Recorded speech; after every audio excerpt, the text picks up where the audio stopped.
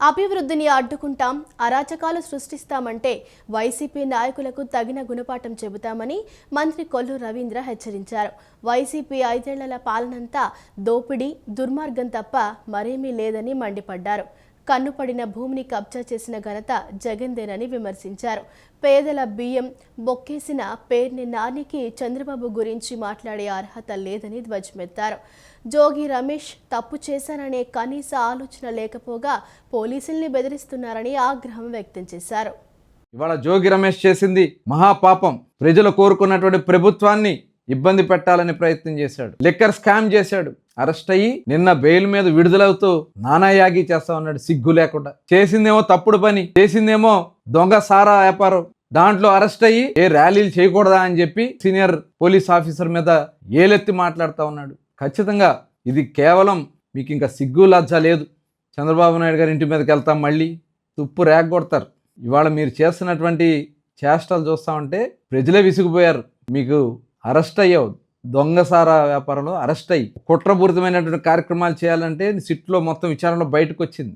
ఆ సిగ్గుమాలిన పని చేసిన సిగ్గు కూడా లేకుండా ర్యాలీలు చేస్తూ పోలీసులను బెదిరిస్తూ అంటే అరాచకాలు సృష్టించాలని ప్రయత్నం చేస్తే చూస్తూ ఊరుకుంటారు అనుకుంటున్నారేమో. ప్రతి దానికి మూల్యం చెల్లించుకుంటారు. అది గుర్తుపెట్టుకోవాలి వైఎస్ఆర్ పార్టీ నాయకులు. ప్రతి దానికి ఏ ఒక్కటి కూడా కౌంట్ తగ్గదు అని చెప్పే విషయాన్ని గుర్తు చేసుకోవాలి. మీరు చేసిన ప్రతి కార్యం కూడా కౌంట్ అవుద్దని హెచ్చరిస్తా ఉన్నా మరొకసారి.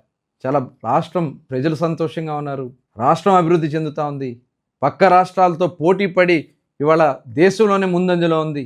దానికి సహకరించాల్సింది పోయి పిచ్చి పిచ్చి వేషాలు వేస్తే మటుకి ఎవరిని వదిలిపెట్టే సమస్య లేదని కూడా హెచ్చరిస్తాను. ప్రజాస్వామ్య పటిష్టతకు ఓటు హక్కు వినియోగమే బలమైన పునాది అని, ఓటు వేయడం కేవలం హక్కు మాత్రమే కాదు, ప్రతి పౌరుడి బాధ్యత అని రాష్ట్ర ప్రధాన కార్యదర్శి కె విజయానంద్ పేర్కొన్నారు. ఈ ఏడాది నా భారత్ నా vote, my India my vote థీమ్తో అవగాహన కార్యక్రమాలు నిర్వహిస్తున్నామన్నారు. యువత ఓటరు నమోదు ప్రక్రియపై అవగాహన పెంచుకుని ఎన్నికల్లో చురుగ్గా పాల్గొనాలని రాష్ట్ర ప్రధాన కార్యదర్శి కె విజయానంద్ పిలుపునిచ్చారు.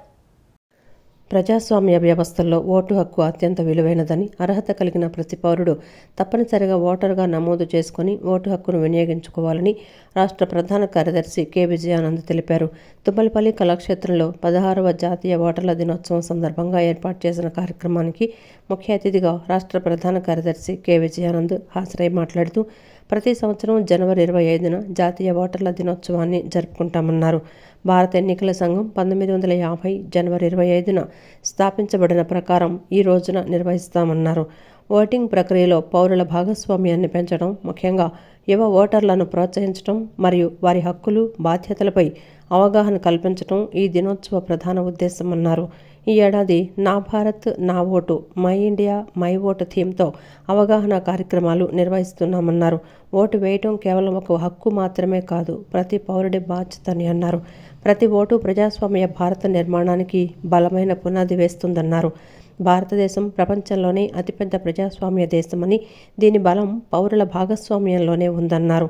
18 ఏళ్లు నిండిన అర్హులైన ప్రతి పౌరుడిని ఓటరుగా నమోదు చేసి వారికి ఓటరు గుర్తింపు కార్డులు అందించేందుకు ఎన్నికల సంఘం నిరంతరం కృషి చేస్తోందన్నారు. ప్రజాస్వామ్యాన్ని బలోపేతం చేయడంలో ఓటు కీలక పాత్ర పోషిస్తుందని పేర్కొన్నారు.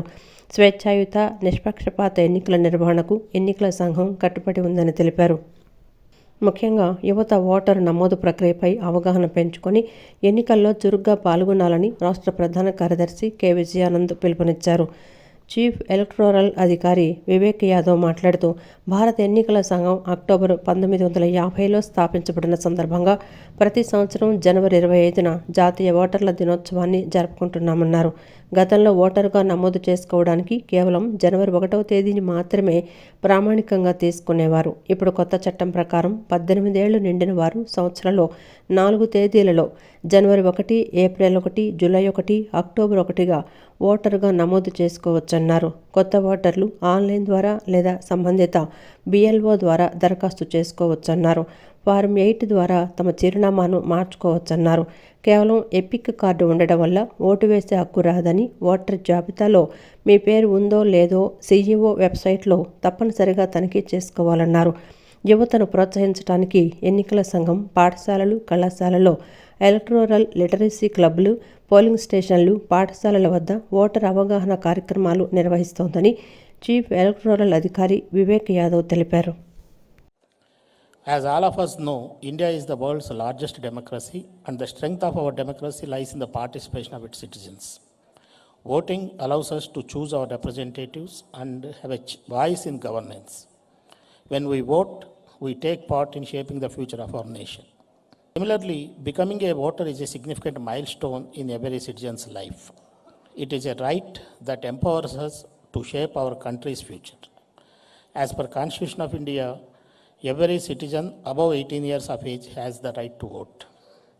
I am glad to know that the state of Andhra Pradesh is in the forefront of voter enrollment with 4.15 crores as on 22nd January 2026. I am also very happy to note that the enrollment procedure is highly simplified and voter friendly.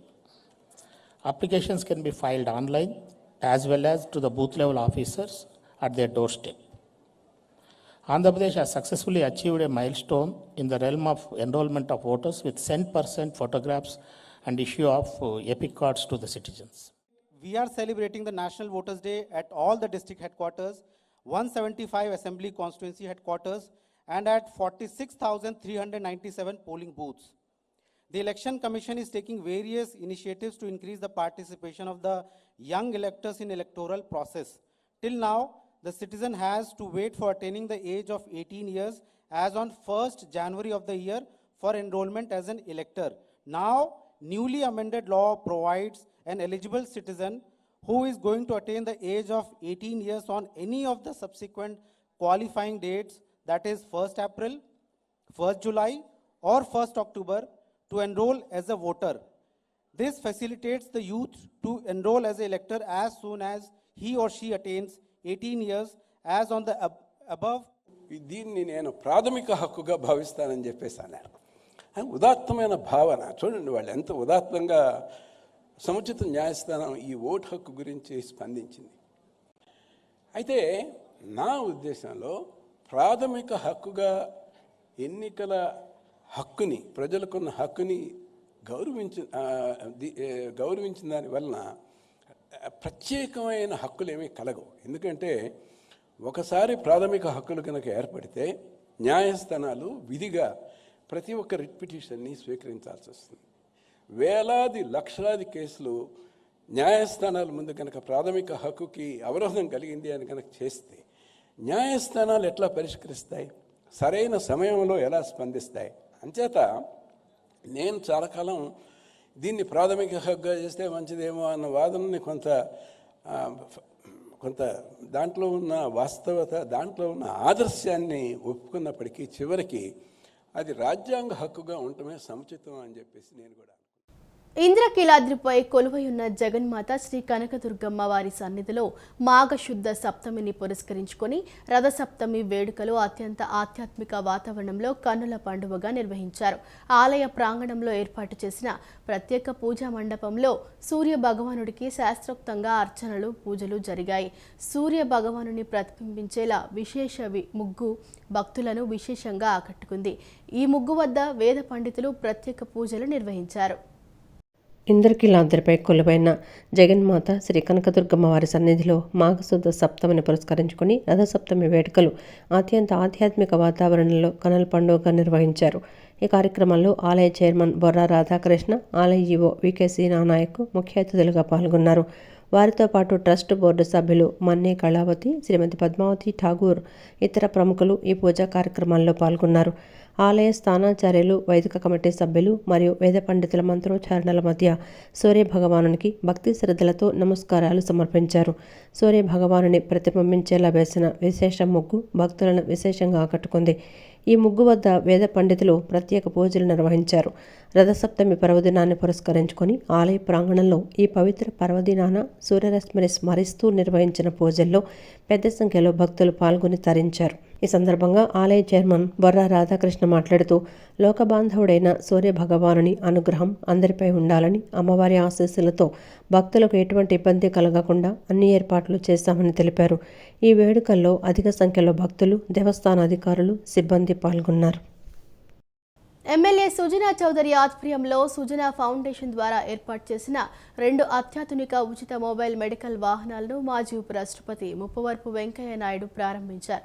Sujana Chowdary వంటి వారు MLA కావటం పశ్చిమ నియోజకవర్గ ప్రజల అదృష్టమని ఆయన పేర్కొన్నారు.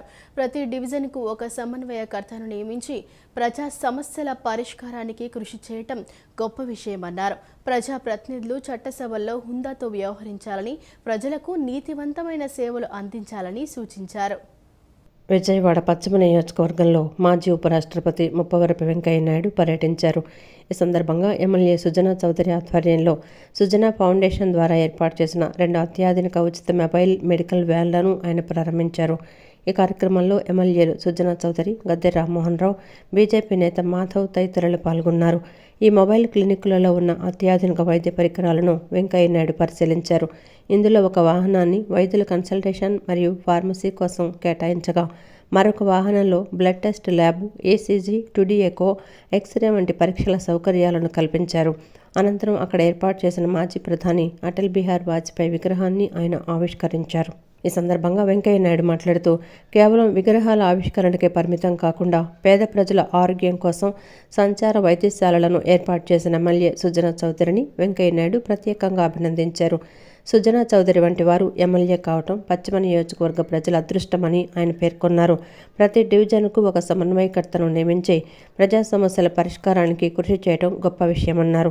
మిగిలిన ప్రజాప్రతినిధులు కూడా సుజనా చౌదరిని ఆదర్శంగా తీసుకోవాలని సూచించారు.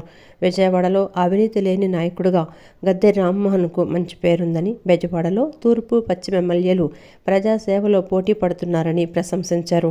ప్రజాప్రతినిధులు చట్టసభల్లో హుందాతో వ్యవహరించాలని, ప్రజలకు నీతివంతమైన సేవలు అందించాలని కోరారు. పార్టీలు బాగుండాలంటే నాయకులు ముందుగా బాగుండాలని, రాజకీయ నాయకత్వం తమ ప్రతినిధులను సరైన మార్గంలో నడిపించాలని ఆయన హితవు పలికారు. ఈ యొక్క నియోజకవర్గాన్ని ఒక మంచి ఆదర్శ నియోజకవర్గంగా తీర్చిదిద్దడం కోసం ఆయన ప్రయత్నం చేయడం చాలా ఉదాహరణ. అందరూ ఇవాళ 1,35,00,000తో సుజనా ఫౌండేషన్ అందుబాటులో తెచ్చిన 2 అత్యాధునికమైన యొక్క మొబైల్ క్లినిక్లు విజయవాడ పశ్చిమ నియోజకవర్గ ప్రజలకు సంజీవని లాంటివని చెప్పని నేను భావిస్తున్నాను. నిరుపేదల ఇళ్ల వద్దకే వెళ్లి వైద్య సేవలు అందించే ఈ మొబైల్ క్లినిక్లో సీనియర్ డాక్టర్ ఛాంబరు, పరీక్ష గది, బ్లడ్ ల్యాబు, ఉచిత మందుల కోసం ఫార్మసీ సదుపాయాలు, ఎక్స్రే, ఈసీజీ, 2D ఎకో ఇలాంటి అన్ని అత్యాధునిక పరికరాలతో కూడిన ఈ డయాగ్నోస్టిక్ హబ్ ఉండడం చాలా సంతోషం. ఈ కేవలం జబ్బు చికిత్స చేయడమే కాకుండా జబ్బులు రాకుండా కాపాడడానికి ముందుగా ప్రజలను చైతన్యవంతులు చేసే కార్యక్రమం కూడా ప్రెడిక్టివ్ అంటే ముందుగానే గుర్తించడం, వ్యాధి తీవ్రం కాకముందే. రెండవ దాన్ని ప్రివెంటివ్, దాన్ని అనారోగ్యం రాకుండా ఆరోగ్య జీవన శైలి ప్రోత్సహించడం. ఆయన మొదటిసారి ప్రధానమంత్రి అయిన తర్వాత ఆయన క్యాబినెట్లో పెట్టుకునే వ్యక్తి, తర్వాత ప్రధానమంత్రిగా అయితే క్యాబినెట్లో పెట్టుకొని అనేక రకాల ముఖ్యమైన భూమికలు పోషించి సుపరిపాలన సంబంధించిన ఆయన జయంతిని సుపరిపాలన దివస్గా పెడితే ఆ సుపరిపాలన సంబంధించిన అనేక రకాల కార్యక్రమాలు చేస్తూ అతి ముఖ్యమైన గ్రామీణాభివృద్ధి శాఖగా ఆనాటు చేస్తున్న మన నాయుడు గారు ఆయన సంబంధించిన అతి ముఖ్యమైన కార్యక్రమం ప్రధానమంత్రి గ్రామ్ సడక్ యోజన ఆయన నేతృత్వంలో తీసుకెళ్లిన తీరు, ఆ విధమైన ఒక వ్యక్తి ఈరోజు విజయవాడ నగరంలో సుజనా చౌదరి గారి ఆధ్వర్యంలో ఆ యొక్క విగ్రహ ఆవిష్కరణకి ముఖ్య అతిథిగా రావటం ఏదైతుందో ఈ కార్యక్రమానికి స్వర్గంలో ఉన్న అటల్ బిహారీ వాజ్పేయి గారికి కూడా ఆనందాన్ని కలిగించే విషయమని మీ అందరికీ తెలియజేయడానికి సంతోషిస్తున్నాను. వాజ్పేయి గారి విగ్రహావిష్కరణలో పాల్గొనడం నా అదృష్టంగా భావిస్తున్నాను.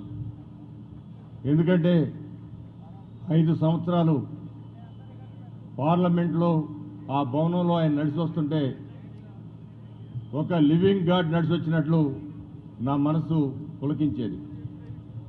ఆయనతో పాటు అద్వానీ గారు నడిచి వస్తుంటే పార్లమెంట్లో ఒక సింహం నడుస్తున్నట్టు ఎప్పుడు కూడా చాలామంది సందర్భాల్లో నేను చెబుతాను. వాళ్ళిద్దరినీ చూడటం నాలాంటి వ్యక్తికి ఎంతో అదృష్టం కలగబట్టి ఆ రోజున నారా చంద్రబాబు నాయుడు గారికి నన్ను పార్లమెంటు పంపించాలని ఆలోచన రాబట్టి నాకు అదృష్టం వచ్చింది. అందువల్ల అది నా జీవితంలో మర్చిపోలేని సంఘటన. అంతేకాదు వాజ్పేయి గారు సంవత్సరానికి కనీసం 2 పర్యాయాలు తెలుగుదేశం పార్టీ పార్లమెంట్ సభ్యులకి ఇంటర్వ్యూ ఇచ్చేవాళ్ళు, అపాయింట్మెంట్ ఇచ్చేవాళ్ళు చాలా దగ్గరగా గట్టిగా నమ్ముకొని 66 సంవత్సరాలుగా రాజకీయాలు చేసిన మహోన్నతమైన వ్యక్తి వాజ్పేయి గారు. అందరికీ తెలిసిన విషయమే. ఆయన అధికారంలో ఉన్నా అధికారంలో లేకపోయినా దేశ రాజకీయాల్లో చాలా కీలక పాత్ర. అనేక సందర్భాల్లో అనేక కష్టాలు పడి జనసంఘ నుంచి మొదలై అనేక విధాలుగా రెండు పార్లమెంట్ మెంబర్స్గా ఉన్నప్పుడు కూడా ఏమాత్రం ఆయన భయపడకుండా ఈ పార్టీని ముందుకు తీసుకెళ్తానని చెప్పి ఆయన కళ్ళ ఎదురుగానే ఆయన చేతుల మీద కానీ ఆయన ప్రధానమంత్రి అవ్వటం, ప్రధానమంత్రి అయిన తర్వాత ఆయన ఒక్క ఓటుతో ఆయన ప్రధానమంత్రి పదవిని గోటితో సమానం కింద పక్కన పెట్టారు. నేను రాజకీయాల్లో విలువలతోనే ప్రధానమంత్రిగా ఉంటాను, కానీ నేను ఎప్పుడూ కూడా ఈ ఓటు రాజకీయాలు, నోటు రాజకీయాలు చేయను అని కూడా నిరూపరించారు. ఆ రోజు ఒక ప్రాంతీయ పార్టీ అమాంతంగా సహకరించకుండా విత్డ్రా చేస్తే ఆయన రాజకీయ ప్రజాస్వామ్య విలువలకే మాత్రం ప్రాధాన్యత ఇచ్చి ఆయన ప్రధానమంత్రిగా దిగిపోయారు. రోడ్లు ఎక్కడ కూడా జాతీయ స్థాయిలో కానీ రాష్ట్ర స్థాయిలో కానీ ఇవాళ రోడ్లు వ్యవస్థ బాగుందంటే ఇవాళ కార్లు కానీ వెహికల్స్ కానీ హెవీ వెహికల్స్ కానీ బ్రహ్మాండంగా యాక్సిడెంట్ అని లేకుండా జరుగుతున్నాయంటే రోడ్లు ఈ విధంగా విస్తరించడం వల్లే మరి వాళ్ళకి అనేక రకాల కార్యక్రమం జరుగుతుంది. చాలా మంచి కార్యక్రమానికి వచ్చినందుకు నేను కూడా ఎంతో సంతోషంతో ఈరోజు వాజ్పేయి గారిని చూసి తప్పకుండా భావి తరాలు మొత్తం పాఠంగా నేర్చుకోవాలని చెప్పి కోరుకుంటూ, మరి వారి యొక్క విశ్వసనీయతని, మరి వారి యొక్క క్రమశిక్షణని, వారి యొక్క పరిపాలన దక్షతని ఎవరు కూడా మర్చిపోకుండా తప్పకుండా అందరూ కూడా రాజకీయ నాయకులకి ఒక పాఠంగా నేర్చుకోవాలని చెప్పి కోరుకుంటూ సెలవు తీసుకున్నాను. ఈ కార్యక్రమానికి చేసిన మీ అందరికీ మరొకసారి కృతజ్ఞతాభినందనలు తెలియజేసుకుంటూ సెలవు తీసుకున్నాను. జై హింద్, జై భారత్. ఆంధ్రప్రదేశ్ రాజధాని అమరావతిలోని కోర్ క్యాపిటల్ ఏరియాలో తొలిసారిగా 77వ గణతంత్ర దినోత్సవాలను అత్యంత వైభవంగా నిర్వహించేందుకు ప్రభుత్వం సర్వం సిద్ధం చేసింది. పచ్చదనం, విశాలమైన ప్రాంగణాల మధ్య సోమవారం జరగనున్న ఈ వేడుకలకు గవర్నర్ అబ్దుల్ నజీర్, ముఖ్యమంత్రి నారా చంద్రబాబు నాయుడుతో పాటు పలువురు ప్రముఖులు హాజరు కానున్నారు. ఈ నేపథ్యంలో నిర్వహించిన ఫుల్ డ్రెస్ రిహార్సల్ ప్రత్యేక ఆకర్షణగా నిలిచాయి. ఆంధ్రప్రదేశ్ రాజధాని అమరావతిలో 77వ గణతంత్ర దినోత్సవ వేడుకలకు రాష్ట్ర ప్రభుత్వం భారీ ఏర్పాట్లు పూర్తి చేసింది. కోర్ క్యాపిటల్ ఏరియాలో ఆహ్లాదకరమైన వాతావరణంలో తొలిసారిగా నిర్వహిస్తున్న ఈ వేడుకలకు నిన్న ఉదయం ఫుల్ డ్రెస్ రిహార్సల్స్ను ఘనంగా నిర్వహించారు. రాష్ట్ర డీజీపీ హరీష్ కుమార్ గుప్తా, సాధారణ పరిపాలనా శాఖ ముఖ్య కార్యదర్శి జె శ్యామలారావు ఈ ప్యారెడ్ను పర్యవేక్షించారు. జంగారెడ్డిగూడెం ఏఎస్పీ ఆర్ సుస్మిత నేతృత్వంలో జరిగిన ఈ ప్యారెడ్లో ఇండియన్ ఆర్మీ, సిఆర్పీఎఫ్, ఎన్సీసీతో పాటు వివిధ విభాగాల కంటింజెంట్స్ గౌరవవందనం సమర్పించాయి. ఈ సందర్భంగా రాష్ట్ర ప్రభుత్వ అభివృద్ధి సంక్షేమ పథకాలను ప్రతిబింబించేలా 22 శకటాలను సిద్ధం చేశారు. ముఖ్యంగా వందే మాతరం, 150 వసంతాలు, పేదరికం లేని సమాజం, నీటి భద్రత, స్కిల్ డెవలప్మెంట్, అగ్రిటెక్ వంటి 10 కీలక సూత్రాల ఇతివృత్తాలతో ఈ శకటాలను రూపొందించారు. జనవరి 26న రేపు ఉదయం జరగనున్న ప్రధాన వేడుకలకు గవర్నర్ అబ్దుల్ నజీర్ అహ్మద్ ముఖ్య అతిథిగా హాజరై జాతీయ పతాకాన్ని ఆవిష్కరిస్తారు. ఈ కార్యక్రమంలో ముఖ్యమంత్రి చంద్రబాబు నాయుడు, మంత్రులు, హైకోర్టు న్యాయమూర్తులు మరియు రాజధాని ప్రాంత రైతులు పాల్గొనున్నారు. గుంటూరు జిల్లా కలెక్టర్, ఎస్పీ సహా ఉన్నతాధికారులు ఏర్పాట్లను నిరంతరం పర్యవేక్షిస్తున్నారు.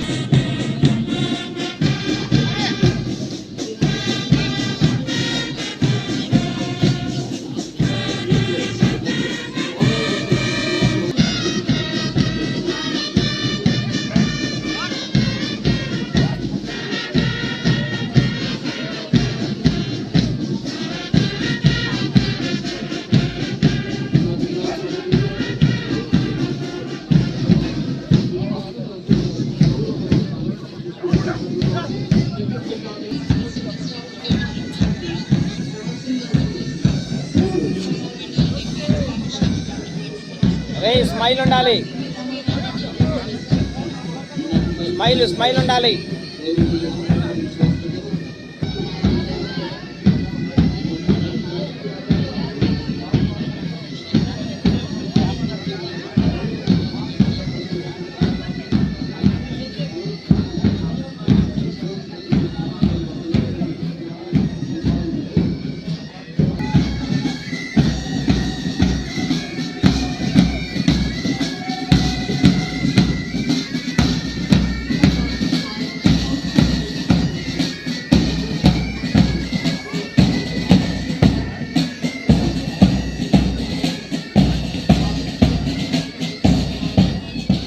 భారతదేశంలోని పరిపాలన, శాసన, న్యాయ వ్యవస్థలు, మీడియా ఎలా ప్రవర్తిస్తున్నాయి, పౌరుల పట్ల అనుసరిస్తున్న విధానాలు ఏమిటి అని ఒకసారి అర్థం చేసుకుంటే సవాళ్లు ఏమిటి, ఎవరి నుంచి ఎదుర్కొంటున్నామనేది తెలుస్తుందని సుప్రీంకోర్టు మాజీ న్యాయమూర్తి జస్టిస్ సుదర్శన్ రెడ్డి అన్నారు. న్యాయ వ్యవస్థ నుంచి కూడా రాజ్యాంగం సవాళ్లను ఎదుర్కొంటుందని చెప్పారు. భారతదేశంలో ఫెడరల్ వ్యవస్థకు ప్రమాదం పొంచి ఉందని అన్నారు. జన విజ్ఞాన వేదిక ఆల్ ఇండియా లాయర్స్ యూనియన్ ఆధ్వర్యంలో విజయవాడలోని ఎంబీవీకే భవనంలోని చుక్కపల్లి పిచ్చయ్య ఆడిటోరియంలో భారత రాజ్యాంగం సవాళ్లు అంశంపై జాతీయ సదస్సు నిర్వహించారు. సుప్రీంకోర్టు మాజీ న్యాయమూర్తి జస్టిస్ సుదర్శన్ రెడ్డి ముఖ్య అతిథిగా వచ్చేశారు. తొలుత డాక్టర్ బిఆర్ అంబేద్కర్ చిత్రపటానికి పూలమాల వేసి నివాళులర్పించారు. భారతదేశ రాజ్యాంగం కల్పించిన హక్కులను కాపాడుకుంటామని ప్రతిజ్ఞ చేశారు. రాజ్యాంగ పీఠిక పుస్తకాన్ని ఆవిష్కరించారు. అనంతరం ఆయన మాట్లాడుతూ న్యాయ వ్యవస్థ నుంచి కూడా రాజ్యాంగం సవాళ్లను ఎదుర్కొంటోందని చెప్పారు. భారతదేశంలో ఫెడరల్ వ్యవస్థకు ప్రమాదం పొంచి ఉందన్నారు. ఇప్పటి వరకు శాసనసభల్లో గవర్నర్లు ప్రసంగిస్తుంటే ప్రతిపక్ష పార్టీలు ప్రసంగ పత్రాలను చించివేయటం, వాకౌట్ చేయటం చూశామని, ఇప్పుడు గవర్నర్లు వాకౌట్ చేస్తున్నారని తెలిపారు. భారతదేశ రాష్ట్రపతి, ఉపరాష్ట్రపతి, గవర్నర్లు ప్రమాణం చేసేటప్పుడు రాజ్యాంగాన్ని రక్షిస్తామని చెప్తారని, ఏ విధంగా కాపాడుతున్నారని ప్రశ్నించారు. మనం ప్రతిహింస ద్వారా ఎదుర్కోలేము. గాంధేయ మార్గంలో సివిల్ నాఫర్మాని అనే పదం వాడిండు ఆయన, అంటే సివిల్ డిసొబీడియన్స్. సత్యాగ్రహం మాత్రమే మన ముందర ఉన్నటువంటి ఏకైక మార్గం. వాటిని అవలంబించి ప్రతిఘటిద్దాం, మన హక్కుల కొరకు పోరాడుదామని చెప్పి మాత్రమే మాట్లాడిండు. నేను విన్నా. అయితే అతని మీద పెట్టినటువంటి కేసు ఏమిటంటే దేశద్రోహం. సత్యాగ్రహం గురించి, సివిల్ డిసోబీడియన్స్ గురించి, అంటే దేని ద్వారానైతే మనం స్వాతంత్రం సంపాదించుకున్నామో, ఇవాళ స్వేచ్ఛగా జీవిస్తున్నాము అని అనుకుంటున్నామో, వాటిని ఆయుధాలుగా వాడదామంటే అతని మీద పెట్టినటువంటి కేసు దేశద్రోహం. మీరు సవాళ్ళు అంటే we are facing challenges. The Constitution is facing challenges from all autonomous and independent institutions. If it is too broad and too sweeping a statement, I may be excused for that. 4 ప్రధానమైనటువంటి వ్యవస్థలు: executive, legislature, judiciary and press. You call it press, you call it media, ఏదైనా చెప్పండి. అవి ఎట్లా ప్రవర్తిస్తున్నాయి, పౌరుల పట్ల ఈ 4 వ్యవస్థలు అనుసరిస్తున్నటువంటి విధానాలు ఏమిటి ఒకసారి అర్థం చేసుకుంటే సవాళ్ళు ఏమిటి, సవాళ్ళు ఎవరి నుంచి ఎదుర్కొంటున్నాం అనేది మనకు అర్థమైపోతుంది. ఎందుకు నేను ఒకప్పుడు న్యాయమూర్తిగా ఉండి జ్యుడిషియరీ నుంచి కూడా రాజ్యాంగం సవాళ్ళు ఎదుర్కొంటుంది అని చెప్పుతుంటే మీకు ఎవరికైనా ఆశ్చర్యం వేస్తుందా? నాకైతే తెలియదు. కానీ బాధ్యత లేకుండా మాత్రం మాట్లాడండి. అనంతరం సదస్సులో మాజీ ఎమ్మెల్సీ లక్ష్మణరావు మాట్లాడుతూ మన చుట్టూ ఉన్న దేశాలతో పోల్చినప్పుడు రాజ్యాంగానికి ఉన్న గొప్పతనం వల్ల సమైక్యంగా కొనసాగుతున్నామని అన్నారు. కానీ నేడు ఆ రాజ్యాంగమే సవాళ్లను ఎదుర్కొంటోందన్నారు. రాజ్యాంగాన్ని కాపాడుకోవాల్సిన ఆవశ్యకత, హక్కులు కాపాడుకోవాల్సిన ఆవశ్యకతపై సదస్సును నిర్వహించామని తెలిపారు. రాజ్యాంగ మౌలిక స్వరూపం, దాన్ని మార్చే హక్కు ఎవరికీ లేదని Kesavananda Bharati versus Kerala state government కేసులో సుప్రీంకోర్టు చెప్పిందన్నారు. రాజ్యాంగ హక్కులు, పార్లమెంటరీ ప్రజాస్వామ్యం కాపాడుకోవాల్సిన బాధ్యత ప్రతి పౌరుడిపై ఉందన్నారు. లక్ష్యాలని, విలువల్ని పీఠికలోనే రాజ్యాంగ నిర్మాతలు చెప్పారు. దాంతోపాటు 1973లో సుప్రీంకోర్టు ఒక చారిత్రాత్మకమైన తీర్పు చెప్పింది. Kesavananda Bharati versus state of Kerala. బహుశా నేను అనుకుంటాను రాజ్యాంగం అమల్లోకి వచ్చిన ఈ 77 ఏళ్లలో అది అతి గొప్ప తీర్పుగా నా వరకు నేను ఒక రాజనీతి శాస్త్ర అధ్యాపకుడిగా భావిస్తూ ఉంటాను. Kesavananda Bharati versus state of Kerala కేసులో సుప్రీంకోర్టు రాజ్యాంగ మౌలిక స్వరూపాన్ని నిర్వచించింది. What is the basic structure of the constitution? ఈ రాజ్యాంగం యొక్క మౌలిక స్వరూపాన్ని అంటే ఏమిటి, దాన్ని మార్చే హక్కు ఎవరికీ లేదని కూడా సుప్రీంకోర్టు చెప్పింది. విజయవాడలోని మారిస్టెల్లా కళాశాలలో ఫిబ్రవరి 14 నుండి 18 వరకు all India inter university netball women టోర్నమెంట్ను కృష్ణా యూనివర్సిటీ ప్రతిష్టాత్మకంగా నిర్వహించనున్నట్లు university vice chancellor organising committee chairman professor Ramji Kuna తెలిపారు. ఈ పోటీలకు ఇప్పటి వరకు 79 జట్లు రిజిస్టర్ అయ్యాయని, టోర్నమెంట్ నాటికి 85 నుంచి 90 జట్లు అవుతాయని అంచనా వేస్తున్నట్లు చెప్పారు. టోర్నమెంట్ ప్రారంభోత్సవానికి మంత్రి నారా లోకేష్, మండిపల్లి రాంప్రసాద్ రెడ్డి, ఎంపీ కేశినేని శివనాథ్, ఎమ్మెల్యే గద్దె రామ్మోహన్ను ఆహ్వానించినట్లు తెలిపారు. విజయవాడలోని మేరీ స్టెల్లా కళాశాలలో కృష్ణా విశ్వవిద్యాలయం vice chancellor organising committee chairman professor Ramji Kuna విలేకరుల సమావేశం నిర్వహించారు. సమావేశంలో ఆయన మాట్లాడుతూ క్రీడలు, కళలు, సాంస్కృతిక రంగాలలో విద్యార్థులు రాణించాలన్నారు. క్రీడలు శారీరక మరియు మానసిక వికాసానికి తోడ్పడతాయని చెప్పారు. జాతీయ స్థాయిలో క్రీడాకారులందరికీ గుర్తింపు తీసుకురావడం ఒక మంచి లక్ష్యంతో క్రీడల్లో పాల్గొని మెడల్స్ సాధించాలని తెలిపారు. ప్రతి ఏటా క్రీడలు, సాంస్కృతిక కార్యక్రమాలకు ₹1 ఖర్చు చేస్తున్నట్లు చెప్పారు. విజయవాడలోని మేరీ స్టెల్లా కళాశాలలో ఫిబ్రవరి 14 నుండి 18 వరకు all India inter university netball women టోర్నమెంట్ను కృష్ణా యూనివర్సిటీ ప్రతిష్టాత్మకంగా నిర్వహిస్తున్నట్లు చెప్పారు. ఉత్తరాది మరియు దక్షిణాది క్రీడాకారులు 80 యూనివర్సిటీల నుండి ఈ టోర్నీకి రానున్నారని తెలిపారు. అంతర్జాతీయ ప్రమాణాలతో 4 కోర్టులు ఏర్పాటు చేశారని, ప్రాక్టీస్ కోసం 2 కోర్టులు ఏర్పాటు చేశారని, మొత్తం 6 కోర్టులను టోర్నమెంట్ కోసం సిద్ధం చేశారన్నారు. అనంతరం యూనివర్సిటీ రెక్టార్ ప్రొఫెసర్ ఎం బసవేశ్వరరావు మాట్లాడుతూ టోర్నమెంట్ కోసం వచ్చే క్రీడాకారులకు, కోచ్లు, రెఫరీలకు అన్ని రకాల మౌలిక వసతులను కళాశాలల్లో కల్పిస్తున్నట్లు తెలిపారు. వివిధ రాష్ట్రాల నుంచి వచ్చే క్రీడాకారుల కోసం ఫుడ్ కోర్టులను ఏర్పాటు చేస్తున్నారని చెప్పారు. క్రీడలకు, క్రీడాకారులకు అవసరమైన అన్ని ఏర్పాట్లు చేస్తున్నట్లు తెలిపారు. అనంతరం కళాశాల ప్రిన్సిపాల్ డాక్టర్ సిస్టర్ ఇన్యాసమ్మ మాట్లాడుతూ all India inter university netball women tournament 2026ను తమ కళాశాలలో నిర్వహించడం పట్ల హర్షం వ్యక్తం చేస్తున్నట్లు ఆమె తెలిపారు. సమర్థవంతంగా ఈ టోర్నమెంట్ను నిర్వహిస్తామని తెలిపారు. ఈ కార్యక్రమంలో డాక్టర్ శ్రీనివాసరావు, నాగేశ్వరరావు, వ్యాయామ అధ్యాపకురాలు సునీత, కోచ్ రాజా, మౌనిక తదితరులు పాల్గొన్నారు. On behalf of Krishna College, I am thanking the Stella College for accepting to host this event because they have grounds.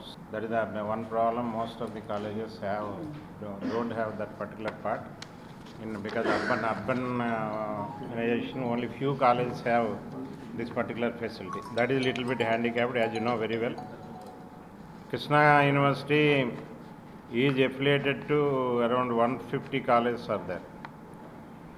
See, but all before going to finalize all India teams, we are conducting inter-college tournaments, both in the sports, athletics, as well as inter-college events, cultural fest like Krishna Tarang we are celebrating.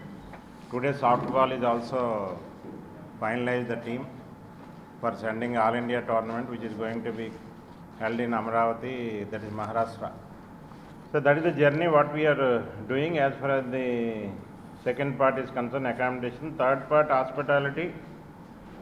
We are some food courts we are creating here in addition to the canteen which is available.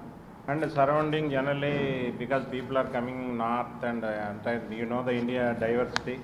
If we travel every 60 kilometers, food habits are changing, tastes are changing. That's why with one menu it is not possible to manage. So that's why we are arranging north, south and all types of food courts we are encouraging, and accordingly I think it is 6 days, 14 to 18th.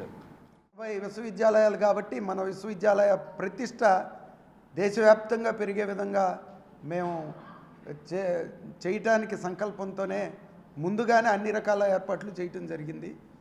ఇంకా ఈ ఉన్న 15 రోజుల్లో మేము మిగతా అవసరాలు కూడా వాళ్ళందరికీ ఎటువంటి లోటుపాట్లు లేకుండా మన విజయవాడ, కృష్ణా జిల్లా ప్రతిష్ట విశ్వవ్యాప్తం అయ్యే విధంగా చేయడానికి సంకల్పం తీసుకున్నాం.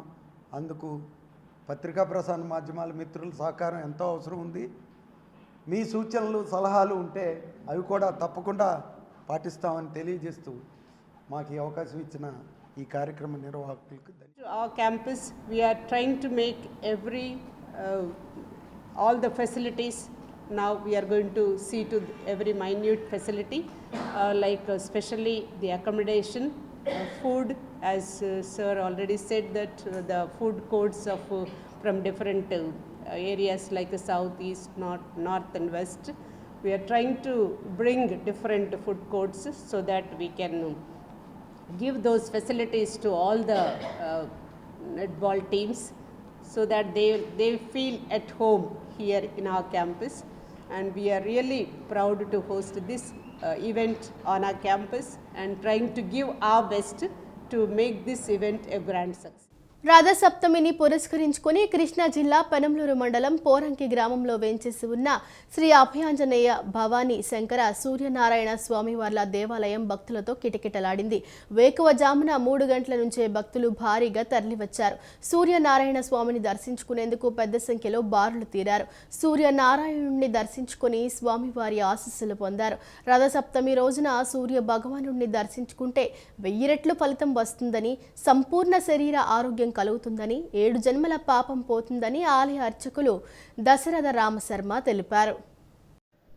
ఆంధ్ర రాష్ట్రంలో అతి ప్రాచీనమైన 2వ సూర్యనారాయణ దేవాలయంగా పేరొందిన కృష్ణా జిల్లా పెనమలూరు మండలం పోరంకిలోని శ్రీ అభయాంజనేయ భవానీ శంకర సూర్యనారాయణ స్వామివార్ల దేవాలయంలో శ్రీ సూర్య జయంతి రథసప్తమి సందర్భంగా ప్రత్యేక పూజా కార్యక్రమాలు నిర్వహించారు. సూర్యుడు ఉదయించినప్పుడు సూర్యకిరణాలు నేరుగా స్వామివారి పాదాలను తాకాయి. తెల్లవారుజామున 3 గంటలకు సుప్రభాత సేవ, విశేషార్చన, ఉదయం 4:30 గంటలకు స్వామివారికి పంచామృత సుగంధ ద్రవ్యాలతో అభిషేకం, ఉదయం 6 గంటలకు విశేష పుష్పాలంకరణ చేశారు. ఉదయం 8 గంటల నుంచి విశేష అష్టోత్తర శతనామార్చనలు, ఉదయం 11 గంటలకు ఉషాఛాయ సమేత శ్రీ సూర్యనారాయణ స్వామివార్ల దివ్య కళ్యాణ మహోత్సవం కన్నుల పండుగగా జరిగింది. భక్తులకు తెల్లవారుజాము నుంచే స్వామివారి దర్శన భాగ్యం కల్పించారు. తెల్లవారుజామున 3 గంటల నుంచే భారీగా తరలివచ్చిన భక్తులతో ఆలయం కిటకిటలాడింది. స్వామివారిని దర్శించుకునేందుకు క్యూ లైన్లు ఏర్పాటు చేశారు. భక్తులు బారులు తీరి స్వామివారిని దర్శించుకుని ఆశీస్సులు పొందారు. భక్తులకు దేవస్థానం కమిటీ తరపున తీర్థప్రసాదాలను అందజేశారు. భారీగా తరలివచ్చిన భక్తులతో ఆలయ పరిసర ప్రాంతాలతో పాటు జాతీయ రహదారిపై రద్దీ నెలకొంది. భక్తులకు ఎటువంటి ఇబ్బంది కలగకుండా, ట్రాఫిక్కు ఎటువంటి అంతరాయం కలగకుండా పోలీసులు బందోబస్తు ఏర్పాటు చేశారు. వాత పిత్త కపోద్భవ నానాకరణ నానా రోగ నివృత్త్యర్థం ఎటువంటి రోగాలు ఉన్నా సరే ఆరోగ్యరీత్యా ఇబ్బందులు పడుతున్న వారు ఎవరైతే ఉంటారో వారందరూ కూడా ఈ యొక్క దేవాలయాన్ని దర్శించాలి. మా కమిటీ వారు చాలా విశేషంగా ఈ సంవత్సరం బాగా ఎక్కువ మంది సెక్యూరిటీతో సహా, ఎక్కువ మంది పోలీసులతో సహా ఈ యొక్క విశేషమైన ఏర్పాట్లు చేశారు. ఈ సంవత్సరం మరికొద్ది క్షణాల్లో ఉషాఛాయాదేవి హనుమత్ సమిత్ర సూర్యనారాయణ స్వామి కళ్యాణోత్సవం ఉంటుంది. సూర్యనారాయణ స్వామి యొక్క సూర్య నమస్కారాలు ఉంటాయి. ఆరోగ్యరీత్యా ఇబ్బందులు పడుతున్న వారు ఎవరైతే ఉంటారో, రవి మహర్దశ నడుస్తున్న వారు కానీ, రవి మహర్దశలో అంతర్దశ నడుస్తున్న వారు కానీ, ఏదైతే ఆరోగ్యరీత్యా ఇబ్బంది పడుతున్న వారు కానీ ఎవరైతే ఉంటారో సూర్య నమస్కారాలు, అరుణపారాయణం, సూర్య నమస్కారాలు జరుగుతూ ఉంటాయి. ఇక్కడ చాలా విశేషమైన దేవాలయం. ఈ యొక్క దేవాలయాన్ని సాక్షాత్ కంచికామకోట పీఠాధిపతి జయేంద్ర సరస్వతి గురువు గారు, నడిచే దేవుడు సాక్షాత్ శ్రీ శ్రీ శ్రీ చంద్రశేఖర సరస్వతి మహాస్వామి వారి చేతులుగా పునఃప్రతిష్ఠించిన సూర్య దేవాలయం. ఈ యొక్క దేవాలయం అతి పురాతనమైన, అతి ప్రాచీనమైన ప్రత్యేక సూర్య దేవాలయం. ఇటువంటి ప్రత్యేకమైనది ఎక్కడ లేదు. గురు శిష్యుల కలియక ఉండడం విశేషం. ఇక్కడ భార్యలు ధ్వజస్తంభంలో ఉంటారు స్వామివారికి. ఇక్కడ ఉషాఛాయ పద్మిని ఉషాఛాయ నమత సమిత్ర సూర్యనారాయణ స్వామివారు. స్వస్తి. బడి ఈడు కలిగిన విద్యార్థులను ప్రభుత్వ బడిలో చేర్పించడానికి ఉపాధ్యాయులు, తల్లిదండ్రులు, సమాజం కృషి చేయాలని యూటీఎఫ్ రాష్ట్ర కమిటీ పిలుపునిస్తుందని యూటీఎఫ్ రాష్ట్ర అధ్యక్ష ప్రధాన కార్యదర్శులు ఎన్ వెంకటేశ్వర్లు, కేఎస్ఎస్ ప్రసాద్ తెలిపారు. బడి అంటే ఉపాధ్యాయులు, విద్యార్థులు, 4 గోడలు, సిలబస్, పరీక్షలు, ర్యాంకులు మాత్రమే కాదని చుట్టూ సమాజం ఉంటుందని తెలిపారు.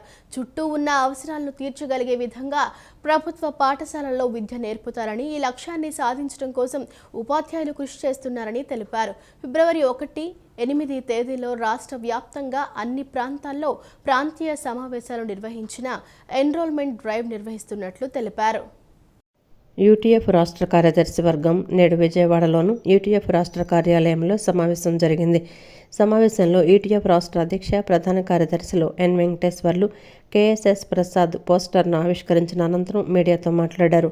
ప్రభుత్వ బడిలో చదువు, సంస్కారం, నైతిక విలువలు, దేశభక్తి, సమానత్వ భావన ఏర్పడుతుందని తెలియజేశారు. ప్రస్తుత ప్రభుత్వ పాఠశాలల్లో సిలబస్ యాప్ల పేరుతో ఉపాధ్యాయుల మీద ఒత్తిడి ఉన్నప్పటికీ భావి భారత పౌరులని సమాజం పట్ల బాధ్యతగా, కుటుంబం పట్ల గౌరవంగా తన వ్యక్తిత్వాన్ని తీర్చిదిద్దుకొని తయారు చేసే బాధ్యత ఉపాధ్యాయులు, తల్లిదండ్రులు, సమాజం తీసుకోవాల్సిన అవసరం ఉందన్నారు. గతం కంటే ప్రభుత్వ బడిలో విద్యార్థులకు సదుపాయాలు పెరిగాయని చెప్పారు. అన్ని రకాల సౌకర్యాలు ప్రభుత్వం అందిస్తుందని, వీటిని ఉపయోగించుకొని మంచి పౌరులుగా తయారయ్యే అవకాశం ఉందని తెలిపారు. ప్రభుత్వ బడిలో నీతి, నిజాయితీ, కులమత భేదం లేకుండా అందరూ కలిసి ఉండే సమానత్వ భావం ఏర్పడుతుందని తెలిపారు. రాబోయే విద్యా సంవత్సరానికి ముందుగానే ఫిబ్రవరి 2026 నుంచే బడిఈడు కలిగిన పిల్లలందరినీ ప్రభుత్వ పాఠశాలలో చేర్పించడం కోసం ఉపాధ్యాయులు కృషి చేయాలని కోరారు. బడిలో పిల్లలుంటే ప్రభుత్వ బడి ఉంటుందని, ప్రభుత్వ బడి ఉంటే ఉపాధ్యాయులు ఉంటారని, ఉపాధ్యాయులు ఉంటే హక్కులుంటాయని, హక్కులు సాధించడానికి సంఘాలుంటాయి కనుక విద్యార్థి కేంద్రంగా విద్యార్థి చుట్టూ బాడీని తీర్చిదిద్దాలని కోరారు. మానవత్వ విలువలను పెంచే బడిగా వాస్తవాన్ని, లౌకిక భావాన్ని వారి మదిలో నాటే ప్రయత్నం చేయటం కోసం ఉపాధ్యాయులు కృషి చేస్తున్నారని తెలిపారు. తెలుగు, ఇంగ్లీష్ మీడియం 2 భాషల్లో చదవటం, రాయటం, మాట్లాడటం నేర్పేటటువంటి కృషి చేస్తున్నామనే హామీని సమాజానికి, తల్లిదండ్రులకు ఇవ్వాలని కోరారు. ఫిబ్రవరి 1, 8 తేదీల్లో రాష్ట్ర వ్యాప్తంగా అన్ని ప్రాంతాల్లో ప్రాంతీయ సమావేశాలు నిర్వహించిన ఎన్రోల్మెంట్ డ్రైవ్ నిర్వహిస్తున్నట్లు తెలిపారు. సర్వే చేసి తల్లిదండ్రులను ఒప్పించి వారితో ఒప్పందం చేసుకుని ప్రభుత్వ పాఠశాలలో వాళ్ళ పిల్లల్ని చేర్చేలాగా, ప్రభుత్వ పాఠశాలలో ఈ రోజున అందుతున్నటువంటి సౌకర్యాలు ఏ రకంగా ఉన్నాయి, దాన్ని ఎట్లా ఇంకా దాన్ని మార్చబోతున్నారు అనేటువంటి అంశాలు కూడా తల్లిదండ్రులకు చేర్చడం ద్వారా తల్లిదండ్రులకు ప్రభుత్వ పాఠశాల మీద నమ్మకం కలిగేలాగా ఒక క్యాంపెయిన్, బిగ్ క్యాంపెయిన్ అనేటువంటిది నిర్వహించాలని చెప్పి అనుకుంటా ఉన్నాం. ఈ బిగ్ క్యాంపెయిన్కి మేము కోరేది ఏంటంటే, మా సంఘంతో పాటు ఏ సంఘంలో ఉన్న ఉపాధ్యాయుడైనా సరే ప్రభుత్వ పాఠశాలని బతికించుకోవడానికి, నిలబెట్టుకోవడానికి ఈ కార్యక్రమంలో కలిసి రావాలని చెప్పి కోరుతా ఉన్నాం. ప్రభుత్వం కూడా దీని మీద శ్రద్ధ పెట్టాలి. శ్రద్ధ పెట్టి ఈ కార్యక్రమాన్ని ముందుగానే నిర్వహిస్తేనే ప్రభుత్వ పాఠశాలలు కలకలలాడేటువంటి అవకాశం ఉంటాయి. ప్రభుత్వ పాఠశాలలో విద్యార్థులను చేర్పించాలని మాతో కలిసి వచ్చేటువంటి తల్లిదండ్రుల్ని, అలాగే గ్రామ సర్పంచ్ని, లేదా ప్రజాప్రతినిధులు, ఎమ్మెల్యే గారు కావచ్చు, మంత్రులు కావచ్చు, ఎవరైనా సరే ఈ కార్యక్రమంలో సహకరించమని, అలాగే ప్రజా సంఘాలు, ఇవాళ అంగన్వాడీలు కావచ్చు, లేదా సిఐటిలు కావచ్చు, మిగిలిన ఏ ప్రజా సంఘమైనా ప్రభుత్వ బడి బాగుండాలని కోరుకునేటువంటి వాళ్ళందరూ ఇవాళ మాతో పాటు సహకరించాలని చెప్పి విజ్ఞప్తి చేస్తున్నాం. ప్రభుత్వం ఆ మేరకు సహకరించాలని ఈ ఫిబ్రవరి నెల మొత్తం కూడా ఎన్రోల్మెంట్ డ్రైవ్ మీద ప్రత్యేకమైన కార్యక్రమం చేస్తాం. మార్చిలో పిల్లల్ని చేర్చుకునేటువంటి పని చేస్తాం. ప్రభుత్వ బడి ఉంటేనే నైతిక విలువలు పెరుగుతాయి, రాజ్యాంగ విలువలు కాపాడబడతాయి. అది మా యొక్క భావన. ఆ భావనకు అనుగుణంగా ఉపాధ్యాయులు కూడా కింద విద్యార్థులను చేర్చుకునేటువంటి పనిలో భాగస్వామ్యం కావాలని యూటీఎఫ్గా కోరుతాం. Montessori high school 1988-89 10th class batch పూర్వ విద్యార్థులు ఒకచోట చేరి తమ పాత జ్ఞాపకాలను నెమరువేసుకున్నారు. ఏరా అరే అంటూ తమ స్నేహాన్ని గుర్తు చేసుకుంటూ ఆప్యాయంగా పలకరించుకున్నారు.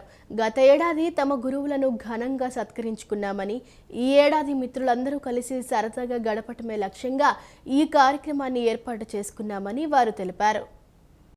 విజయవాడలోని బందర్ రోడ్డులో గల children's Montessori high school 1988-89 10th class batch పూర్వ విద్యార్థుల ఆత్మీయ సమ్మేళనం నేడు ఉత్సాహంగా జరిగింది. గవర్నర్పేటలోని సిపిఐ కార్యాలయం పైన ఉన్న సాయి కృష్ణ తేజ ఫంక్షన్ హాల్ ఈ వేడుకకు వేదికైంది. దశాబ్దాల క్రితం పాఠశాలలో కలిసి చదువుకున్న మిత్రులందరూ ఒకచోట చేరి తమ పాత జ్ఞాపకాలను నెమరవేసుకున్నారు. ఎల్కేజీ నుండి కలిసి చదువుకున్న వారు, అలాగే 8వ తరగతి నుండి 10వ తరగతి వరకు కలిసి ఉన్న మిత్రులు ఈ సమ్మేళనానికి హాజరయ్యారు. ప్రస్తుతం 51 ఏళ్ల వయసులో ఉన్న వీరంతా 2011 నుండి క్రమం తప్పకుండా కలుస్తూ స్నేహాన్ని కొనసాగిస్తున్నారు. తమకు క్రమశిక్షణతో కూడిన విద్యను అందించిన ప్రిన్సిపాల్ శ్రీమతి వి కోటేశ్వరమ్మని, అలాగే తమ ఉపాధ్యాయులను ఈ సందర్భంగా గుర్తు చేసుకున్నారు. గత ఏడాది డిసెంబర్లో ఉపాధ్యాయులను సత్కరించుకున్నామని, ఈసారి మిత్రులందరూ కలిసి సరదాగా సమయాన్ని గడపాలని నిర్ణయించుకున్నట్లు పూర్వ విద్యార్థులు తెలిపారు. వివిధ ప్రాంతాల నుండి తరలివచ్చిన మిత్రులు ఒకరినొకరు ఆత్మీయంగా పలకరించుకొని కుటుంబ విశేషాలను పంచుకున్నారు. ఈ కార్యక్రమ నిర్వహణలో రఘు, పెద్దరాజు, జక్కంశెట్టి, లక్ష్మీనారాయణ, రామచంద్రరావు తదితరులు కీలక పాత్ర పోషించారు. ఉదయం నుండి కోలాహలంగా సాగిన ఈ వేడుకలో మిత్రులంతా కలిసి భోజనం చేసి పలు ఆటలు ఆడుతూ రోజంతా సరదాగా గడిపారు. చిన్ననాటి అల్లరి పనులను గుర్తు చేసుకుంటూ మళ్లీ పాత రోజుల్లోకి వెళ్ళినట్లుందని విద్యార్థులు ఆనందం వ్యక్తం చేశారు. సిడి 3 సెక్షన్లు మాంటిసోరీ స్కూల్ పున్నమ్మ తోట అండి, విజయవాడ. అక్కడ చదువుకున్న వాళ్ళందరం ఈ రోజున ఇలా అందరం గ్యాదర్ అయ్యి ఇంత చక్కగా కోలాహలంగా ఇంత ఆనందంగా ఉన్నామంటే మెయిన్ కారణం రఘు అని చెప్పి మా ఫ్రెండ్ అండి, తర్వాత పెద్దిరాజు, మా అందరూ బ్యాచ్ అంతా, లక్ష్మీనారాయణ, వీళ్ళందరూ కలిసి వచ్చి, రామచంద్ర గారు వీళ్ళందరూ ముందుకు వచ్చి మమ్మల్ని అందరినీ తీసుకొచ్చి చాలా దూర ప్రాంతాల నుంచి కూడా మా ఫ్రెండ్స్ అందరూ వచ్చారండి. ఈరోజు ఇలా ఇంత ఆనందంగా ఇంత కోలాహలంగా ఉన్నామంటే చాలా సంతోషంగా ఉందండి. టీచర్స్ అందరూ కూడా ఎంతో బాగా మాకు మంచిగా చదువులు నేర్పించి ఏ సబ్జెక్టుకి ఆ సబ్జెక్టు టీచర్ ఉండేవాళ్ళు. క్లాస్లో సెక్షన్ వైజ్ ప్రతి క్లాస్కి 7th క్లాస్ అనుకోండి ఒక 4 సెక్షన్స్ ఉండేవి, ఏబిసి. ఏ అంటే ఇంగ్లీష్ మీడియం వాళ్ళు, బీసీడీ తెలుగు మీడియం. సో క్లాస్కి సెక్షన్కి 60 మంది దాకా ఉండేవాళ్ళం. కానీ అందరం ఎంత బుద్ధిమంతతనంగా ఉండేవాళ్ళమో, గేటు దాటాక మాత్రం బాగా అల్లరి చేసేవాళ్ళం. ఆడవాళ్ళం కనిపించేవాళ్ళం కాదు, మగవాళ్ళు మాత్రం ఇప్పటికీ బాగా అల్లరి చేస్తున్నారు. చక్కగా బయట అసలు మేమైతే తాటిదాండ అవి కొనుక్కొచ్చి ఐస్ చాలా చాలా తక్కువ కాస్ట్ అప్పుడు. శాలరీస్ కూడా మన పేరెంట్స్కి తక్కువే అనుకోండి. సో అలా తెచ్చుకుని చక్కగా క్లాస్లో కామ్గా టీచర్ చూడకుండా తినడం అనేది మాకు ఎంతో ఇప్పటికీ తలుచుకుంటుంటే, ఎస్ అరుణ, నేను ఇలా చాలామంది ఉన్నాము. మంచి చెడులు తెలుసుకుంటూ కుటుంబాలను పరిచయం చేసుకుంటూ అందరూ ఒక బాండింగ్ పెంచుకోవడానికి ట్రై చేస్తున్నాము. అలాగే కొన్నిసార్లు మేము మా స్కూల్లో కూడా కలవడం జరిగింది. అప్పుడు టీచర్స్ అందరినీ సత్కరించడం జరిగింది. ఈసారి మాత్రం మిత్రులు మాత్రమే వచ్చి ఇక్కడ మేము చాలా దూరం నుంచి వచ్చారండి. అలాగే దీని అంతటికి కారణము మా రఘు, వాడు కోఆర్డినేటర్గా ఉండి చక్కగా అందరినీ కూడా మేము మెయింటైన్ చేస్తూ సమన్వయం చేస్తూ ఈ చక్కని సమావేశాన్ని ఆయన కండక్ట్ చేశారు. అలాగే ఇక్కడికి వచ్చిన అందరికీ కూడా నేను మనస్ఫూర్తిగా అభినందన తెలియజేస్తున్నాను. 88-89 బ్యాచ్ చిల్డ్రన్స్ మాన్సూర్ హై స్కూల్లో చదువుకున్నాం. మా బాల్యమిత్రులందరినీ కలవడం చాలా సంతోషంగా ఉంది. ఆనాటి మధు స్మృతులు తలుచుకుంటూ ఎంజాయ్ చేస్తున్నామండి. వాళ్ళ మాది మాన్సూర్ హై స్కూల్ 1988-89 బ్యాచ్. గత 10 సంవత్సరాలుగా మేము పూర్వ విద్యార్థులు సుదీర్ఘ నుంచి ఫ్రెండ్స్ అందరూ కలుసుకోవడం జరుగుతుంది. ఈ ఆనందంతో మాటలు రావట్లేదు. ఫస్ట్ దోస్త్ డాక్టర్స్ ఇనిషియేటివ్ మరియు ఫుడ్ ఫర్ ఎవ్రీవన్ సంస్థల సంయుక్త ఆధ్వర్యంలో రాంవరపాడులో ఉచిత మెగా వైద్య శిబిరం నిర్వహించారు. రాంవరపాడు నుండి మాత్రమే కాక చుట్టుపక్కల ప్రాంతాల ప్రజలు పెద్ద ఎత్తున పాల్గొని వైద్య శిబిరాన్ని వినియోగించుకున్నారు. పేదలకు వైద్యం అందించాలన్న ఉద్దేశంతో ఇలాంటి కార్యక్రమాలు చేస్తున్నట్లు సంస్థ ప్రతినిధులు తెలిపారు. విజయవాడ సమీపంలోని రామవరపాడు పిఎస్ఆర్ కాలనీలో మెగా ఉచిత వైద్య శిబిరం విజయవంతంగా నిర్వహించారు. దోస్త్ డాక్టర్స్ ఇనిషియేటివ్ మరియు ఫుడ్ ఫర్ ఎవ్రీవన్ సంస్థల సంయుక్త ఆధ్వర్యంలో జరిగిన ఈ శిబిరంలో సుమారు 400 మందికి పైగా రోగులకు ఉచితంగా వైద్య పరీక్షలు నిర్వహించి మందులను పంపిణీ చేశారు. ఈ సందర్భంగా సంస్థ ప్రతినిధులు మాట్లాడుతూ హైదరాబాద్తో పాటు వివిధ ప్రాంతాల నుండి వచ్చిన ఎండి, ఎంఎస్ చదివిన అనుభవజ్ఞులైన వైద్యులు, చిన్నారుల వైద్యులు తదితరులు తమ విలువైన సమయాన్ని కేటాయించి పేద ప్రజలకు సేవలు అందించారని చెప్పారు. హెల్త్ ఫర్ ఆల్ అనే సంకల్పంతో డాక్టర్లందరూ కలిసి ప్రారంభించిన ఈ సంస్థ గత 3 ఏళ్లుగా అంచెలంచెలుగా ఎదుగుతూ ఈ కార్యక్రమాన్ని చేపట్టిందన్నారు. ఈ శిబిరం విజయవంతం కావడానికి జిల్లా వైద్య ఆరోగ్య శాఖాధికారి తన బృందంతో సహకరించగా ఆశా వర్కర్లు, ఏఎస్ఎం నర్సులు మరియు బీఎస్సీ నర్సింగ్ విద్యార్థులు వాలంటీర్లుగా పాల్గొని ఉచిత రక్త పరీక్షలు నిర్వహించడంలో సహాయపడ్డారన్నారు. శిబిరంలో పాల్గొన్న ప్రతి ఒక్కరికి ఉచితంగా రక్త పరీక్షలు నిర్వహించి అవసరమైన మందులను ఉచితంగా పంపిణీ చేశామన్నారు. పేదలకు వైద్యం అందించాలన్న ఉద్దేశంతో ఈ కార్యక్రమాన్ని నిర్వహించామని పేర్కొన్నారు. ఈ క్యాంప్ అనేది చాలా బాగా కండక్ట్ చేశారండి. ఎన్పిఓ లాగా like doctors Dosti initiative and along with food for everyone. So నా పేరు డాక్టర్ బాలకృష్ణ, నేను ఇక్కడ చిన్నపిల్లల డాక్టర్ అండి. అరేంజ్మెంట్స్ అయితే చాలా బాగున్నాయి. ఈ క్యాంప్స్ ఇంకా మరిన్ని జరగాలని కోరుకుంటున్నాను. మెడిసిన్స్ అన్నీ కూడా ఉచితంగా అందించడానికి వారందరూ కూడా ఇక్కడ నిలబడ్డారు. వచ్చిన ప్రతి ఒక్క డాక్టర్స్ వారి విలువైన సమయాన్ని వదులుకొని పేద ప్రజల కొరకు వచ్చినందుకు ప్రతి ఒక్కరికి ఫుడ్ ఫర్ ఎవ్రీవన్ తరపున మరియు డాక్టర్స్ ఇనిషియేటివ్ తరపున ధన్యవాదాలు తెలుపుతూ, దీనికి అందరికీ ఆశా వర్కర్లకు కూడా చాలా కృతజ్ఞతలు తెలుపుతూ, అందరికీ కూడా దీని ద్వారా ఈ కార్యక్రమం ద్వారా అందరికీ మేలు జరగాలని, దేవుడి దీవెనలు ఈ కార్యక్రమంలో పాల్గొన్న వాళ్ళందరి మీద ఉండాలని మనస్ఫూర్తిగా కోరుకుంటున్నాం. మీడియా మిత్రులకు కూడా ధన్యవాదాలు తెలియజేస్తున్నాం. Thank you.